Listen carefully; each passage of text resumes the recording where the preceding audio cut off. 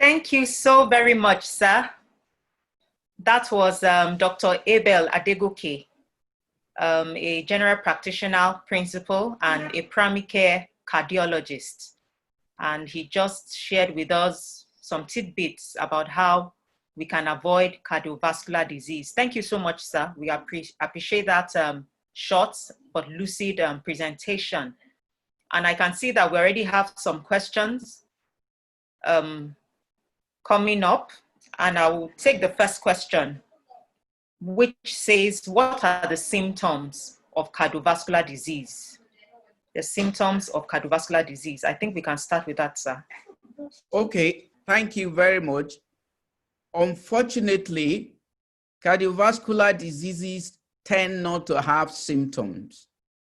That's why we call them silent killers. You could be carrying them for years, and then suddenly you hear somebody collapse and died. And everybody said, oh, he's been well, he's fine. He was in church yesterday, he was at the mosque yesterday, he was walking, he was at work, everything was fine. There's no sign of illness. He has never complained of anything. That is because he died of a cardiovascular event. He doesn't often give symptoms. When he gives symptoms, then you are already in trouble. Complications are already setting in. So, for example, diabetes, people with diabetes will begin to have symptoms when they're getting complications. And some of the symptoms will be just passing urine excessively, feeling thirsty, losing weight, feeling very tired. Can I just say, if you are feeling very tired all the time, you are having unexplained headache, check your blood pressure, check your blood sugar. I will limit it to that. I may come back to it later if there's any other question that relate to it. I think you are muted. Thank you very much for that response, sir. We have another question which says, what is the link between COVID-19 and cardiovascular disease? I think you talked about that, but maybe that person needs a bit more of enlightenment in that area.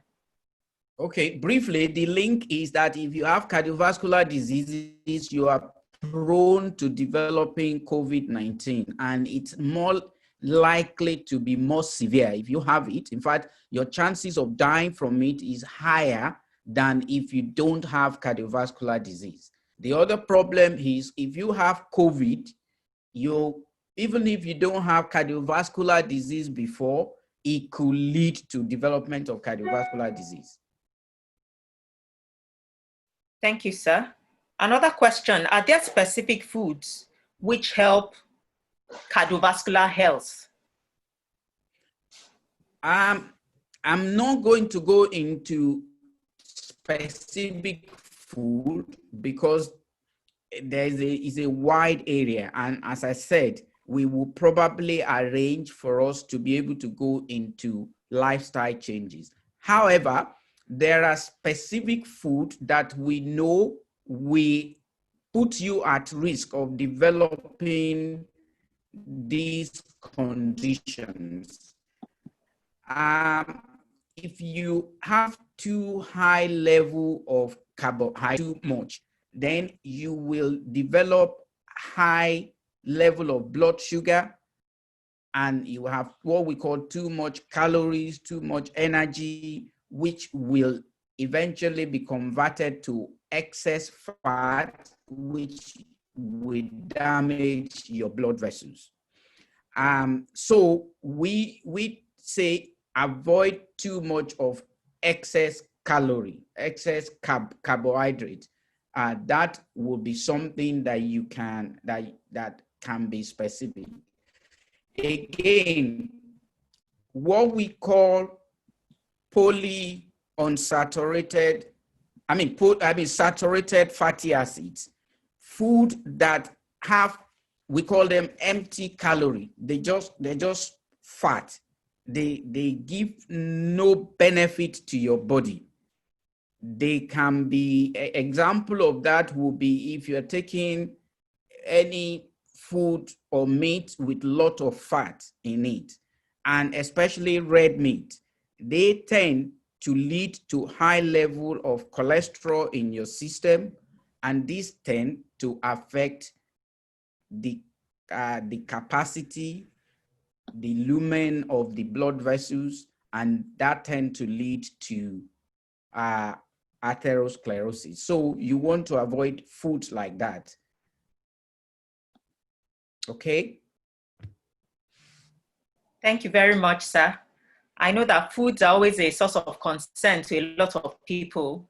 When I am in the clinic, a lot of times people ask me, is there something I'm supposed to stop eating? Is there something I need to start eating? And I notice that people also want the easy way out. They don't want the challenge. They just want something easy peasy. But I think one thing we are learning from all of this is that we have to be very intentional and deliberate about whatever lifestyle changes we are making. And we're going to be harping more and more on this. I can't see any more questions in the chat box. However, there was something that our speaker raised earlier on. He talked about not being scared and not being afraid to talk about your health problem. Because a lot of people, we don't hear anything until a complication occurs, but something has been going on within the system.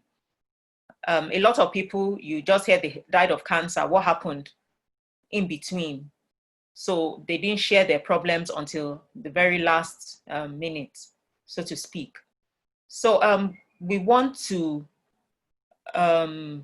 share something about the use of healthcare providers. Yeah, we have someone in the house who is a representative from Gora Health.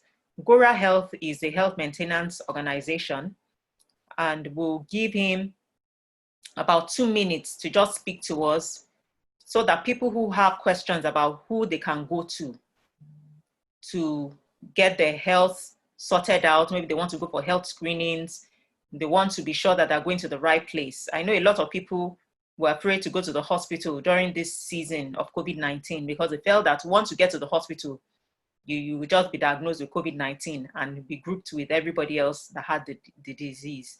But we want you to know that there are people out there who can guide you. The HMO is not a hospital, but they have links to hospitals and they will be able to give you some guidance.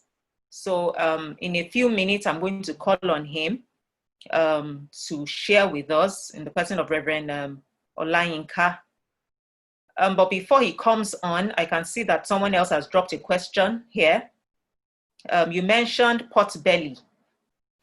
Many men seem to fall for this so easily. Any advice on how to prevent this or reduce such a condition? Yes, Thank sir. you. And also there are 1 or 2 more questions before that. Pot belly. I know in Africa, we say that the sign of good living for men is pot belly. And there are many men who are competing with their pregnant women who has the biggest tummy. It's not a sign of good living. It's not good for you at all. When you have big tummy or pot belly, it's an indication that everything is not well with you. We call it truncal obesity. Now, when you have truncal obesity and a high blood pressure, you are likely going to have a high level of cholesterol in your blood. And that then means what we call metabolic syndrome or syndrome X. Now, people who have metabolic syndrome, they are just a few or a stone's throw away from developing full-blown diabetes. And diabetes has been found that when you have diabetes, if it's not properly and well managed, it takes off about 20 years out of your life expectancy. In other words, if you are supposed to live to 80 and you develop diabetes, if it's not properly and well managed, then you will not reach the age of 80. You probably die at 60. And the reason is because your blood vessels will be clogged, and sudden clog and total loss of blood supply to the heart will lead to death of the heart muscle, which we call heart attack. Or it can, if it's to the brain, it can lead to sudden loss of blood supply to the brain, and that is what we call stroke. So how do you get it? Is from taking too much than you require. Either, and often it will be food that are not balanced, too much of fat, too much of carbohydrate, and your body will just utilize whatever it can use and deposit the rest as fat. Usually start in your tummy, for men especially, and then the buttocks for women, but then you can begin to see it in every other part of your body.